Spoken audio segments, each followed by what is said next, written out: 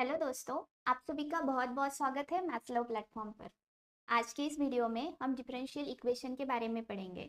अगर आप मैथ्स पढ़ रहे हो तो कहीं ना कहीं आपने डिफरेंशियल इक्वेशन के बारे में सुना ही होगा। तो क्या होता है डिफरेंशियल इक्वेशन? चलिए इस बात को समझते हैं। इक्वेशन मतलब क्या होता है? Equation means an statement showing two sides are equal linked by an equal to sign. आसान भाषा में समझे, अगर किसी स्टेटमेंट में आपको इक्वल टू का साइन दिख रहा है तो वो हमारा इक्वेशन कहलाएगा। ओके। और डिफरेंशियल मतलब क्या होता है? डिफरेंशियल मतलब हम डेरिवेटिव लेंगे। अगर मैं एक स्टेटमेंट लिखूं dy बाई डी एक्स और उसको इक्वेट करूं x के साथ, तो क्या ये हमारा डिफरेंशियल इक्वेशन होगा? Then the answer is yes, this is a differential equation. Now let's understand the definition of differential equation properly. Here, an equation involving dependent variable and independent variable and differential coefficient of various order is called as a differential equation. मतलब क्या होगा? अभी यहाँ पर गौर करने वाली बातें कौन सी है?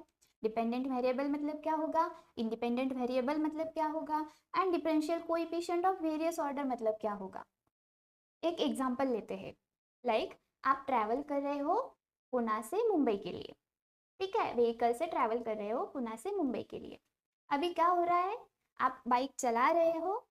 जितना ज़्यादा टाइम आप बाइक चलाओगे उतना आपका डिस्टेंस कम होता जाएगा। जितना ज़्यादा आप बाइक चलाओगे उतना ज़्यादा डिस्टेंस आपका कम होता जाएगा। मतलब क्या हो रहा है, टाइम के ऊपर हमारा क्या हो रहा है, डिस्टेंस डिपेंड कर रहा है।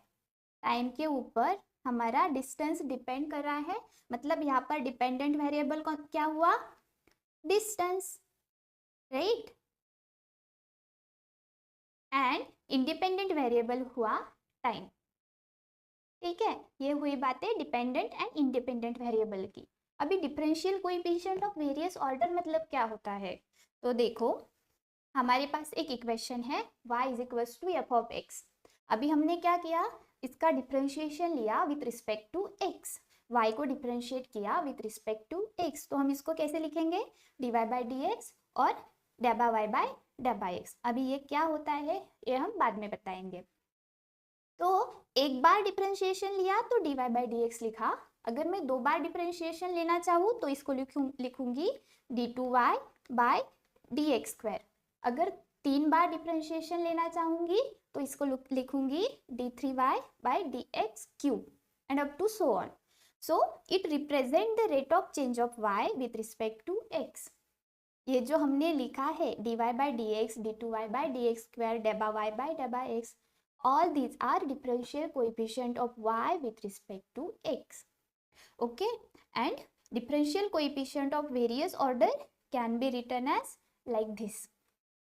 So differential equation के example देखते हैं। अभी यहाँ पर देखो dy by D x minus y is equals to x. क्या ये differential equation होगा?